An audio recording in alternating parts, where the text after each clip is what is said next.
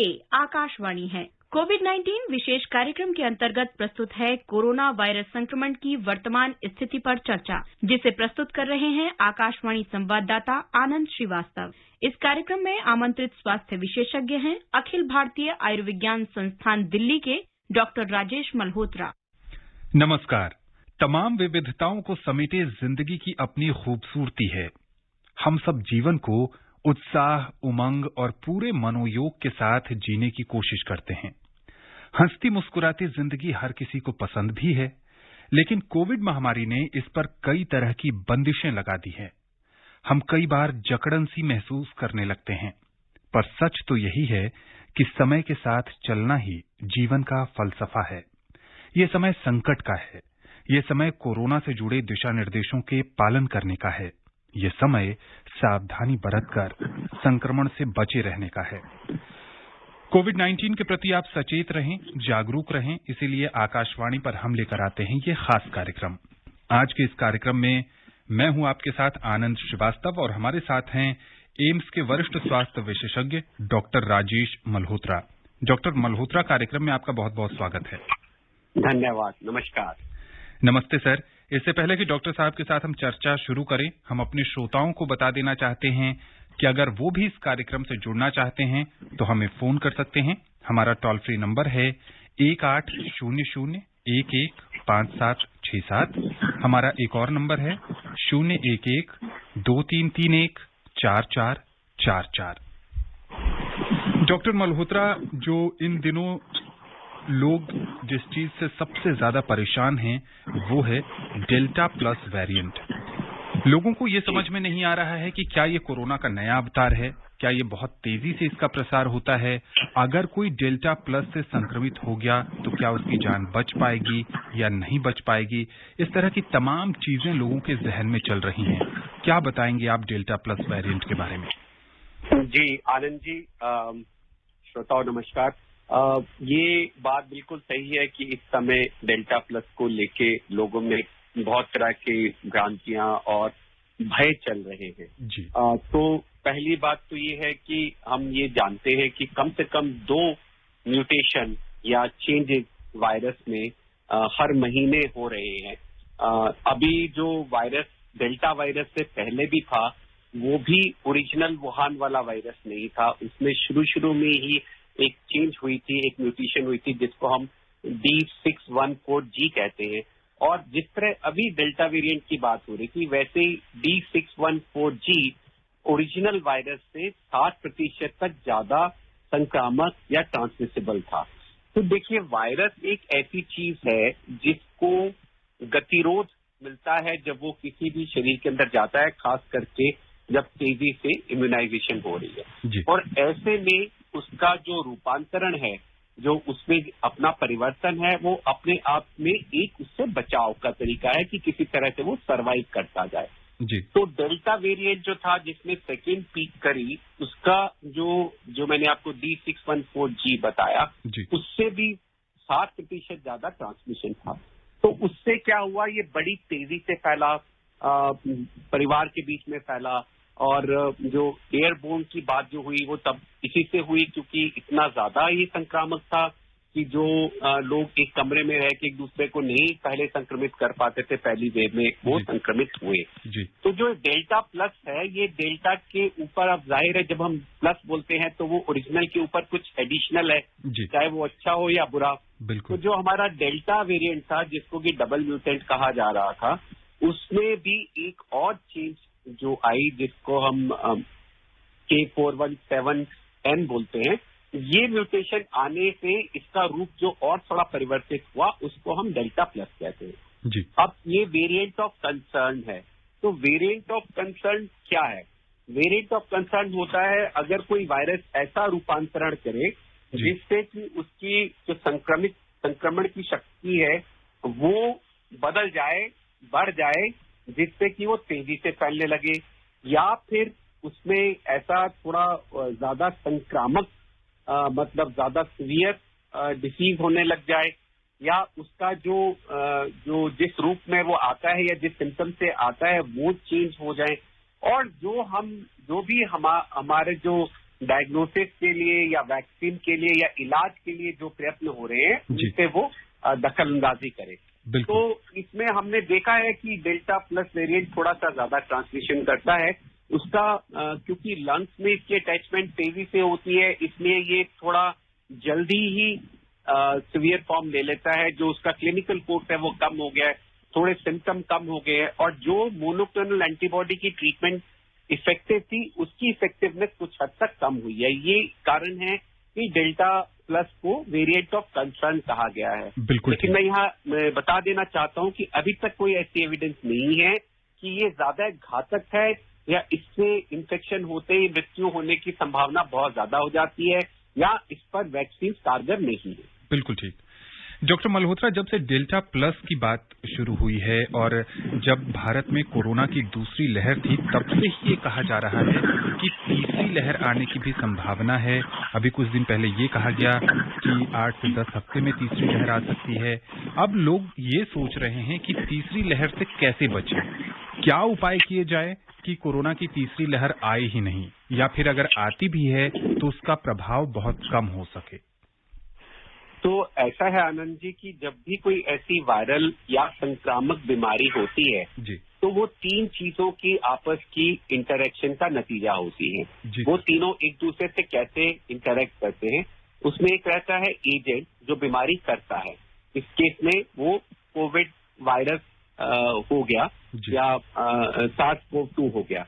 ये अगर अपना ऐसा रूप परिवर्तन कर ले कि सारी जो जिनको पहले इन्फेक्शन से इम्यूनिटी हुई है वो भी फेल हो जाए और जो वैक्सीन है वो भी फेल हो जाए, या ये डायग्नोसिस को चकमा दे दे, ऐसा परिवर्तन आए तो केसेस बढ़ सकते हैं। दूसरा है होस्ट यानी कि इंसान। तो इंसान ऐसे लोग जो अभी जिनमें इम्यूनिटी नहीं है, जिनमें अभी उसकी प्रतिरोधक क्षमता नहीं बनी है, ऐसे लोग जो है वो अगर बड़ी संख्या में वायरस के लिए अवेलेबल है, खास करके जैसे वैक्सीन हेजिटेंसी की वजह से जो लोग वैक्सीन नहीं लगवा रहे हैं उनके होने से बढ़ सकता है। और तीसरा एनवायरमेंट। तो एनवायरमेंट से यही है कि जो वेदर है या भीड़ भाड़ होना है या लोगों का इकट्ठे होना है, ये सब चीजें अगर होती हैं तो केसेस बढ़ने की संभावना है। लेकिन एक बड़ी तीसरी लहर होने की संभावना कम है अगर हम सारे कोविड एप्रोप्रिएट बिहेवियर का पालन करें और वैक्सीनेशन जल्दी से जल्दी देश भर में करें। तो मुझे लगता है कि कोई भी वेरिएंट भी इतना बड़ा रूप लेके इस तरह से नहीं आ सकता जैसे कि सेकेंड वेव आई थी। जी हाँ, बिल्कुल। डॉक्टर मल्होत्रा यही कह रहे हैं कि हमें जो कोविड से जुड़े दिशा निर्देश हैं, चाहे मास्क पहनना हो, अपने हाथ और मुंह को बार बार साबुन पानी से धोना हो, सैनिटाइजर का इस्तेमाल करना हो, और सबसे बड़ी बात कि सुरक्षित दूरी का हर संभव पालन करना हो। अगर हम इन सावधानियों को बरतेंगे तो कोरोना की तीसरी लहर के प्रभाव को बहुत हद तक कम कर सकते हैं। डॉक्टर मल्होत्रा, क्योंकि आप हड्डी रोग विशेषज्ञ हैं, आपसे ये भी समझने की कोशिश करेंगे कि बहुत सारे लोग जो दूसरी लहर के पहले जिन्होंने अपनी बोन सर्जरी प्लान की थी या डॉक्टर्स ने उन्हें कहा था कि आपको इस तरह की ट्रीटमेंट की जरूरत है, आपको लगातार हॉस्पिटल आना होगा 1 हफ्ते के अंतराल के बाद, 15 दिन के अंतराल के बाद, ऐसे जो हड्डियों से जुड़े मरीज थे दूसरी लहर के कारण अपने घर में रह गए, मन में कोरोना का डर समा गया। उसके बाद अब जब धीरे धीरे चीजें खुल रही हैं तो अब उनको आप क्या कहेंगे जिन्होंने अपनी सर्जरी कुछ दिनों के लिए टाल दी या फिर उनको अवसर ही नहीं मिला सर्जरी कराने का? ऐसे बहुत सारे मरीज हैं, उनके मन में बहुत सारी शंकाएं हैं, क्या कहेंगे? जी, तो पहली बात तो ये है आनंद जी कि अभी भी हमें कुछ समय तक कोविड के साथ रहना है। तो धीरे धीरे हमें बाकी बीमारियों की तरफ अपना ध्यान आकर्षित करना होगा, क्योंकि जो बाकी बीमारी है उनके लिए भी, हड्डियों की बीमारी की आपने बात की, दिल के रोग हैं, फेफड़ों के रोग हैं, जो भी बीमारियां हैं धीरे धीरे अब लोगों को उसमें निकलना पड़ेगा। तो उसमें 2-3 बातें हैं। एक, अगर आप वैक्सीनेशन करवाते हैं तो इसमें आपको अपनी बाकी बीमारियों के इलाज कराने में भी सुविधा रहेगी, क्योंकि आप देखिए, जब भी आप किसी भीड़ भाड़ वाली जगह में जाते हैं, चाहे वो बाजार हो, चाहे वो हॉस्पिटल हो, तो वहां पे आपको ऐसे लोगों के संपर्क में आने का खतरा है जिनको कोविड हो। तो हम लोग ये नहीं चाहते कि जो हॉस्पिटल है वो इन्फेक्शन मल्टीप्लायर बन जाए। तो हम लोग हॉस्पिटल में किसी को भर्ती नहीं करते हैं जब तक उसका कोविड टेस्ट नहीं होता। तो इसलिए अगर आप अस्पताल में भर्ती होना चाहते हैं तो पूरी प्रिकॉशन, आपका भी कोविड टेस्ट होगा, पूरी प्रिकॉशन दी जाएंगी। तो पहली बात तो वैक्सीनेशन करें, दूसरे अपने अस्पताल के सिस्टम में विश्वास रखें, तीसरे अब हमने जो अपनी स्ट्रेटेजी चेंज की है, एक तो हम हॉस्पिटलाइजेशन का ड्यूरेशन जो है उसको बिल्कुल कम से कम रखने की कोशिश कर रहे हैं। बल्कि इन्हीं दिनों में पहली वेव के बाद हमने पहली बारी डे केयर हिप रिप्लेसमेंट किया, जिसमें कि पेशेंट सुबह अपने घर से आया, उसका हिप रिप्लेसमेंट करके शाम को उसको घर भेज दिया ऑटो में बिठा के। तो हॉस्पिटल में आने से पहले अगर आपकी सब जांच हो जाए और आपका जो ऑपरेशन होना है वो हो के आपको कम से कम समय में डिस्चार्ज कर दिया जाए तो आपके लिए सेफ भी है और सुरक्षित भी है और आपके लिए अच्छा भी है। जब बात आपने की रिहैबिलिटेशन की, तो इसमें भी बहुत एडवांसेस हुए हैं। अभी हमने रिसेंटली एक टेक्नोलॉजी एम्स में जो नी रिप्लेसमेंट के पेशेंट्स पे इस्तेमाल की, उसमें उनको हमने एक पहनने के लिए, एक लेग और थाई में पहनने के लिए स्ट्रैप से कुछ सेंसर दिए और उसके बाद अपने स्मार्टफोन से वो जब एक्सरसाइज करते थे तो हमारे ऑफिस में उसकी पूरी रिकॉर्डिंग आ जाती थी कि वो घुटना कितना मोड़ रहे हैं। उससे हम फोन के द्वारा उन्हें समझा सकते थे कि आप जो है और इसको, इस एक्सरसाइज को बढ़ाइए। ऐसे ही हमने उनको एक्सरसाइजेस के सेट जो है सॉफ्ट उसमें फोन पे सॉफ्ट कॉपी में दे दिए। तो अब टेक्नोलॉजी के एडवांसमेंट से ऐसा संभव है कि आपको अस्पताल बार बार नहीं जाना पड़े, क्योंकि हम कहते हैं कि आप अपने विजिट जो बाहर हैं उनको कम करिए। तो इस प्रकार से और दूसरी बात, जैसे मैंने अभी कही, टेली कंसल्टेशन एक बहुत अच्छा तरीका है, जिससे आप अगर हॉस्पिटल जाना है उससे पहले अपने डॉक्टर से बात करके सब कुछ पहले निश्चित कर लें और जो बाद में कुछ एडवाइस लेनी है या फॉलो अप करना है या रिहैबिलिटेशन करनी है वो टेली कंसल्टेशन के द्वारा बखूबी किया जा सकता है। जी डॉक्टर मल्होत्रा, बार बार जो सरकार का भी फोकस है वो वैक्सीन पर है और आप भी कह रहे हैं कि कोविड टीका लगाने के बहुत सारे फायदे हैं। तमाम संचार माध्यमों से जागरूकता फैलाने की कोशिशों के बाद भी ये देखने को मिल रहा है कि ग्रामीण इलाकों में या शहरों में भी कुछ लोग ऐसे हैं जो कोविड टीका नहीं लगवाना चाहते हैं। उनकी अपनी सोच है, अपने तर्क हैं और वो उस पर किसी बात भी सुनने को तैयार नहीं होते। ऐसे श्रोताओं से आप क्या कहना चाहेंगे? ऐसे श्रोताओं से मैं ये कहना चाहूंगा कि ये बहुत ही इर्रिस्पॉन्सिबल बिहेवियर है और ये गैर जिम्मेदाराना हरकत जो है, अगर वो ये समझते हैं कि कोविड उनका कुछ नहीं बिगाड़ सकता है तो उन्हें ये सोचना पड़ेगा कि वैक्सीन जो है सिर्फ अपने लिए नहीं लगवाई जाती है, अपने आसपास वालों के लिए, परिवार वालों के लिए, समाज और देश के लिए लगाई जाती है। जो अगर मैं ये समझता हूँ कि मुझे परवाह नहीं है, मुझे कोविड होता है तो हो जाए और मैं युवा हूँ और मुझे हो सकता है कोविड होने पे भी कोई परेशानी ना हो, लेकिन मैं अपने वृद्ध माता पिता को अगर इन्फेक्ट होके उनको इन्फेक्शन दे दूं और उनके प्राणों पे बन आए तो उसका जिम्मेवार मैं ही हूँगा। बिल्कुल। तो ये आपके लिए कोई चॉइस की बात नहीं है, ये आपका कर्तव्य है, आपका कार्य है, आपकी जिम्मेवारी है, क्योंकि ये आपकी एक इंडिविजुअल की, एक व्यक्ति विशेष की बात नहीं है। तो ये आपकी जिम्मेवारी पूरे समाज और पूरे देश के लिए है और इसमें किसी भी तरह की हिचकिचाहट जो है वो आपकी मानवता के प्रति हिचकिचाहट है। बिल्कुल सही। तो एक जिम्मेदार नागरिक होने के नाते आप कोविड टीका जरूर लगाएं। अपने आसपास के टीकाकरण केंद्र का पता करें या आप कोविन ऐप से भी रजिस्टर कर सकते हैं। राष्ट्रीय हेल्पलाइन नंबर 1075 पर भी संपर्क करके आप जानकारी हासिल कर सकते हैं। कार्यक्रम में पहले कॉलर जुड़ गए हैं। बड़ौद से महेश शर्मा जी हैं। स्वागत है महेश जी आपका। नमस्कार जी। आपका प्रोग्राम ज्ञानवर्धक है और जानकारी से भरपूर है। जी बहुत शुक्रिया। सवाल है कि डेल्टा प्लस क्या है, इसको खोलकर समझाएं और इससे बचाव के उपाय भी बताने की कृपा करें। अब Mahesh ji, delta plus variant पर इस कार्यक्रम के शुरू में ही हमने बहुत चर्चा कर ली है। डॉक्टर मल्होत्रा, जैसा इन्होंने कहा कि इससे बचाव कैसे हो, बहुत सारे लोग ये जानना चाहते हैं बचाव कैसे हो। तो जो कोरोना से बचने का तरीका है, क्या वही डेल्टा प्लस से भी बचने का तरीका है?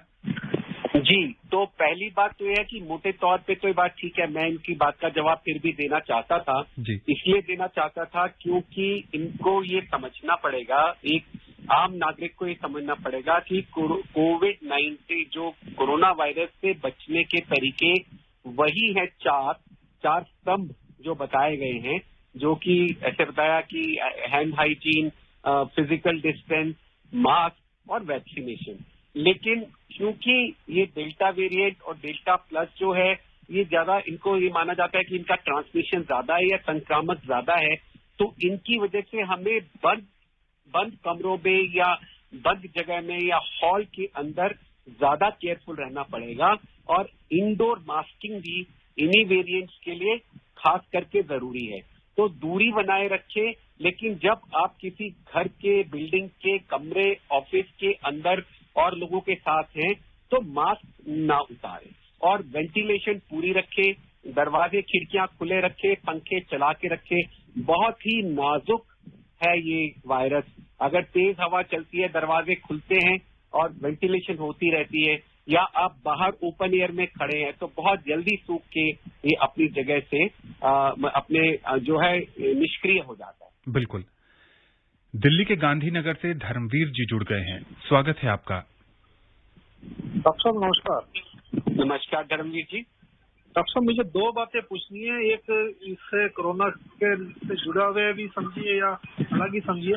जैसे कि आप बता रहे हैं कोरोना इस बीमारी का नाम था जो चल रही है, एक अब डेल्टा के नाम से आई है। ये नाम कौन ऐसे वैज्ञानिक लोग रखते हैं, इसका क्या एक जरिया है कि ये नाम डेल्टा ही रखा जाएगा या कोरोना का कोरोना ही रखा जाएगा? क्योंकि मैं एक आपको बात बताता हूँ, जैसे मेरे पास 30 साल से मेरे पास डॉग है, हम डॉग मैंने पाला है, तो उसको एक ट्रीटमेंट हम देते थे, डॉक्टर साहब उसको कोरोना का इंजेक्शन लगाते थे डॉग को।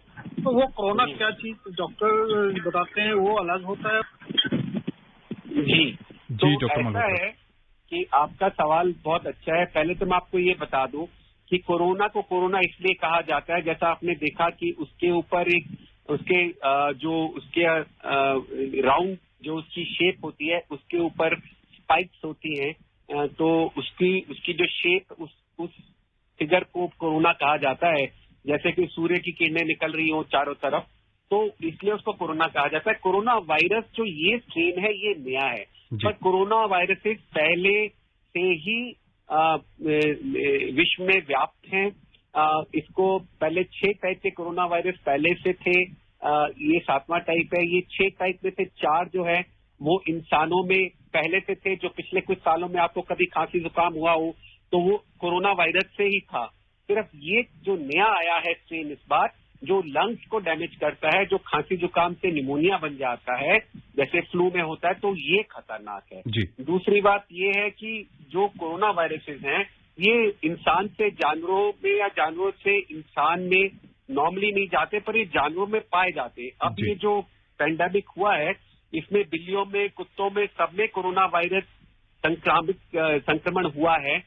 आपको पता लगा हो शायद मिंक में हुआ था, डेनमार्क में, वहां बहुत सारे मिंक को मारना पड़ा क्योंकि उनमें ये एक खतरनाक वेरिएंट हो गया था। अगर वो वापिस इंसान में आ जाता मिंक से तो बहुत खतरा हो जाता। और जहां तक इनके नाम अल्फा, बीटा, डेल्टा रखने का है, वो अल्फा, बीटा ये इसलिए रखे गए हैं ताकि किसी देश विशेष के नाम से उनको ना जोड़ा जाए। WHO की एक टीम है जिसमें वायरस के विशेषज्ञ हैं और ये सब लोग मिलके इसको नाम देते हैं। ये टेक्निकल नाम है ताकि इसके पूरे विश्व में इसकी एक्सेप्टेंस हो। बिल्कुल। उत्तर प्रदेश के रामपुर से आकाश रस्तोगी जी हैं, स्वागत है आपका। डॉक्टर साहब नमस्कार। सर आपको नमस्कार, डॉक्टर साहब को भी नमस्कार। नमस्ते। नमस्कार जी। सर मेरे 2 सवाल हैं। पहला सवाल मेरा ये है, जैसे अमेरिका में मॉडर्ना फाइजर वैक्सीन लग रही है और वहाँ पे दोनों डोज लगवाने के बाद वहाँ के प्रेसिडेंट ने कहा है कि इसका मास्क लगाने की कोई आवश्यकता नहीं है, जिसमें 2 डोज लगा रखी है। क्या सर भारत में हम 2 डोज लगवाने के बाद मास्क हटा सकते हैं? और सर दूसरा मेरा सवाल ये है, जैसे आप सेकेंड वेव चल रही है, थर्ड वेव आएगी, आप बता रहे हैं कैसे बच्चों को पर आएगी, वो कितनी कारगर होगी और इसी वेव के बाद क्या हम लोगों को कोरोना से मुक्ति मिल जाएगी या ये वायरस चला जाएगा, और चला जाएगा तो कब तक चला जाएगा सर? ये जी डॉक्टर मल्होत्रा। तो पहला सवाल तो ये है आपका कि कोरोना वैक्सीन लगवाने के बाद आपको मास्क हटाना है, क्या आप हटा पाएंगे? देखिए अमेरिका की बात न करें क्योंकि वो एक डिफरेंट सोसाइटी है। हमारे यहाँ पे जितनी वैक्सीन एफिशिएंसी है वहां भी है, लेकिन इतनी ज्यादा नहीं है। तो पहली बात तो ये है कि हमारी जनसंख्या का उतना बड़ा हिस्सा अगर वैक्सीनेट हो जाता है तो इस बारे में सोचा जा सकता है, लेकिन अभी भी देश के बहुत सारे जिलों में 5% से ऊपर पॉजिटिविटी रेट है, जिसका मतलब ये है, और अभी भी देश भर में 35-40 हजार केसेस रोज आ रहे हैं। तो अभी इसमें समय है, विश्वास कीजिए एक समय जरूर आएगा जब मास्क हटेगा, लेकिन आपके 2 डोज लगवाने से आपको अभी मास्क हटाना संभव नहीं, जबकि आपके आसपास लोग अभी संक्रमित हो सकते हैं, क्योंकि ये देखा गया है कि वैक्सीन लगवाने से संक्रमण जरूरी नहीं कि रुक जाए, लेकिन सीवियर या सीरियस बीमारी, अस्पताल में भर्ती होना या आईसीयू में भर्ती होने का या मृत्यु का खतरा कम हो जाता है। लेकिन आप फिर भी इन्फेक्ट हो सकते हैं, आसपास वालों को फैला सकते हैं। मास्क आप सिर्फ अपने लिए नहीं पहनते हैं, अपने आसपास वालों के लिए, परिवार वालों के लिए, संबंधियों के लिए, अपने जो कलीग्स हैं जिनके साथ आप काम करते हैं उनके लिए भी पहनते हैं। तो जब तक एक सब लोग नहीं वैक्सीनेट हो जाते और प्रोटेक्ट हो जाते और वो एंडेमिक नहीं हो जाता, तब तक मास्क लगाना पड़ेगा। एंडेमिक से मतलब ये है कि ये कुछ लिमिटेड जगह पे रह जाए, बाकी सब लोग इससे पूरा प्रोटेक्ट होके इम्यून हो जाए, चाहे इन्फेक्शन से चाहे वैक्सीनेशन से, और इसका मृत्यु दर बहुत कम हो जाए। एंडेमिक बीमारियां वो होती है जिनमें मृत्यु दर कम हो जाता है, ज्यादातर लोग इम्यूनाइज हो जाते हैं या वैक्सीनेट हो जाते हैं, और वो छोटी छोटी पॉकेट में रह जाती है। दूसरा सवाल आपने पूछा कि थर्ड वेव का, तो मुझे नहीं लगता कि बच्चों में ये तेजी से थर्ड वेव आएगी। लोग इसलिए कहते हैं कि थर्ड वेव बच्चों में आएगी क्योंकि लोगों को ये लगता है कि एक बच्चे ही हैं जो वैक्सीनेट अभी नहीं हुए हैं, तो जैसे ही वो उनको एक वायरस को शिकार मिलेगा उनको ग्रस्त कर लेगा। लेकिन बहुत सी ऐसी स्टडीज हुई हैं, जैसे बॉम्बे में भी, महाराष्ट्र में भी स्टडी हुई है कि 50% से अधिक बच्चों में पहले ही एंटीबॉडी आ चुकी है, मतलब उनको संक्रमण हो चुका है। उनको ज्यादातर माइल्ड संक्रमण होता है, एसिम्प्टोमेटिक होता है, और बच्चे जल्दी से ठीक हो जाते हैं, उनमें सीरियस इलनेस बहुत कम होती है। लेकिन जब भी लोग लापरवाही करेंगे या वायरस अपना रूप परिवर्तित करेगा तो केसेस बढ़ेंगे। पर मुझे ये डाउट है कि जैसी सेकेंड वेव थी ऐसी वेव मुझे नहीं लगता कि कभी इतनी बड़ी वेव आएगी, लेकिन वेव तीसरी, चौथी, पांचवी भी आ सकती है, जिसका मतलब है कि कुछ केसेस बढ़ सकते हैं और हमें उसके लिए कुछ कदम एक्स्ट्रा उठाने पड़ सकते हैं, खास करके अगर वायरस अपना फिर रूप बदल के आता है। जी हाँ, बिल्कुल। बेंगलुरु से श्रीकांत जी जुड़ गए हैं, स्वागत है आपका। नमस्कार जी, नमस्कार। और डॉक्टर साहब आपको बहुत बहुत प्रणाम। आनंद जी, आप भी इनके साथ रह के डॉक्टर बन गए हैं, तो परसों डॉक्टर दिवस है। डॉक्टर साहब आपको, आनंद जी को बहुत बहुत जी। पूछिए, क्या जानना चाहते हैं श्रीकांत जी? एक तो ये जानना चाहते हैं कि मास्क पहनने से दम घुटता है कभी कभी, क्या करें? और एक बात मेरी और कहने की है, और वो ये डॉक्टर साहब कि मैंने ग्राफ से देखा है कि अगर डेली केस 28,000 के नीचे जाए या रिकवरी रेट 98 के ऊपर जाए तो तीसरी वेव नहीं आएगी। धन्यवाद जी। डॉक्टर मल्होत्रा, जो इनका पहला प्रश्न है उसमें एक और बात जुड़ी हुई है। कार्यस्थल पर भी बहुत सारे लोग ऐसे हैं जिनको कहा जाता है कि आप मास्क लगा लीजिए। उनका कहना है कि जी मास्क मैं इसलिए नहीं लगाता कि मेरी सांस फूलने लगती है, मैं अनकंफर्टेबल फील करता हूँ और मास्क लगा लेने से मुझसे काम नहीं होता है। क्या कहेंगे आप इस पर?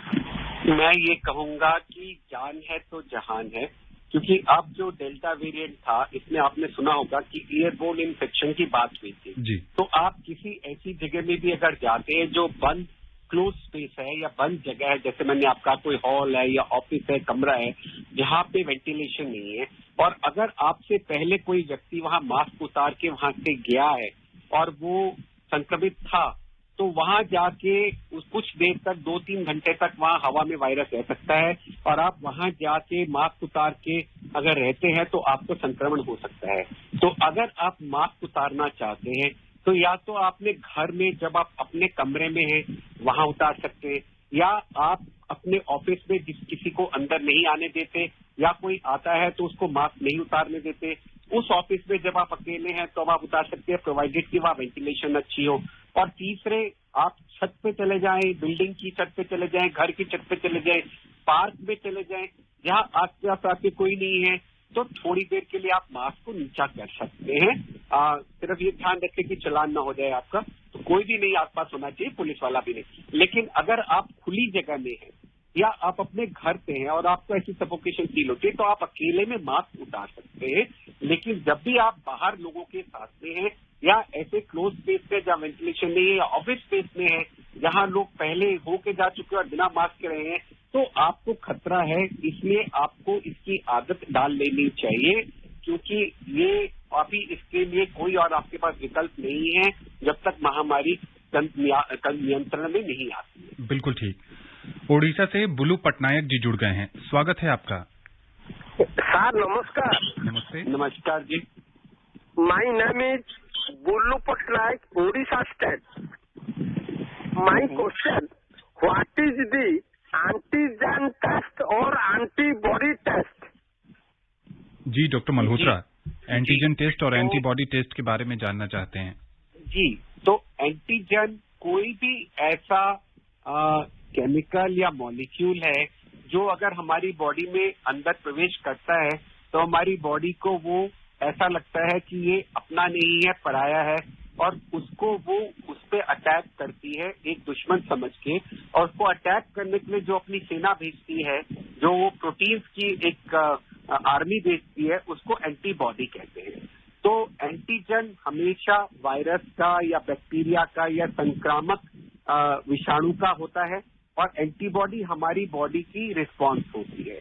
तो अगर आप ये समझ लें कि चाइना बॉर्डर पे अगर हमारे पे हमला हुआ तो चाइना जो है वो अगर हमारे देश की हद को नुकसान पहुंचाना चाहता है तो वो एंटीजन है, और हमारी आर्मी उससे जो लड़ती है उसको भगाने के लिए बॉर्डर से, तो वो हमारी जो आर्मी है वो एंटीबॉडी है। तो जब हम एंटीजन टेस्ट करते हैं तो हम वायरस की प्रेजेंस को टेस्ट करते हैं, उसकी उपस्थिति को चेक करते हैं, और जब हम एंटीबॉडी टेस्ट करते हैं तो हम ये देखते हैं कि उस एंटीजन की रिस्पांस में हमारी बॉडी ने क्या पैदा की रिस्पांस। तो इससे पता लगता है कि हमारी बॉडी उस वायरस को एक्सपोज हुई है कि नहीं। बहुत बढ़िया उदाहरण देकर डॉक्टर मल्होत्रा ने आपने समझाया। अंतिम कॉलर ले लेते हैं, बलरामपुर से रिंकी तिवारी जी हैं। बहुत संक्षेप में अपना सवाल पूछिए। जी नमस्कार आनंद सर। जी नमस्ते। और डॉक्टर सर को भी मेरा नमस्कार। नमस्कार रिंकी जी। जी सर, जैसे कि आप देख रहे हैं कि स्टूडेंट साल भर से ऑनलाइन पढ़ाई कर रहे हैं, और जिस तरह ऑनलाइन पढ़ाई हो रही है, कॉलेज नहीं खुल रहे, स्कूल नहीं खुल रहे, तो सर उनकी सेहत पे कैसा प्रभाव पड़ता है, आप इससे बताइए। जी डॉक्टर मल्होत्रा, कार्यक्रम में समय बहुत कम रह गया है, बहुत संक्षेप में। जी, तो इसका मानसिक दुष्प्रभाव है, लेकिन मैं बच्चों से यही कहना चाहूंगा कि एक ये बड़ा टेम्परेरी ट्रांजिएंट फेज है। इस फेज में हम कहते हैं कि इसमें एक ही आपका ध्येय होना चाहिए, इसमें से साफ जिंदा निकल के बच के निकलना ही ध्येय है। पूरा जीवन पड़ा है, हर चीज जो आपको आज कमी लग रही है आप भविष्य में उसको पूरी कर पाएंगे, हिम्मत ना हारें। जी हाँ, बहुत बड़ी बात कह रहे हैं डॉक्टर मल्होत्रा की हिम्मत मत हारिए, खुद पर भरोसा रखिए। बुरा समय है, समय कट जाएगा और उम्मीदों का सूरज बहुत जल्द निकलेगा। डॉक्टर मल्होत्रा, अब समय नहीं है कि किसी और विषय पर आपसे चर्चा की जा सके। आकाशवाणी के इस खास कार्यक्रम से जुड़ने के लिए और विशेषज्ञ राय साझा करने के लिए आपका बहुत बहुत शुक्रिया। धन्यवाद, नमस्कार। तो जैसा कि डॉक्टर मल्होत्रा बता रहे थे कि इस संकट के दौर से निकलने का एक ही उपाय है कि कोरोना के दिशा निर्देशों का पालन करिए और टीका जरूर लगाइए। किसी भी तरह की हिचकिचाहट अपने मन में कोरोना टीका के प्रति मत रखिए। नजदीकी टीकाकरण केंद्र पर जाइए। ऑन साइट रजिस्ट्रेशन की भी सुविधा उपलब्ध है, नहीं तो कोविन ऐप से आप रजिस्ट्रेशन करवा सकते हैं। स्वस्थ रहिए, खुशहाल रहिए और संक्रमण से बचे रहिए। नमस्कार।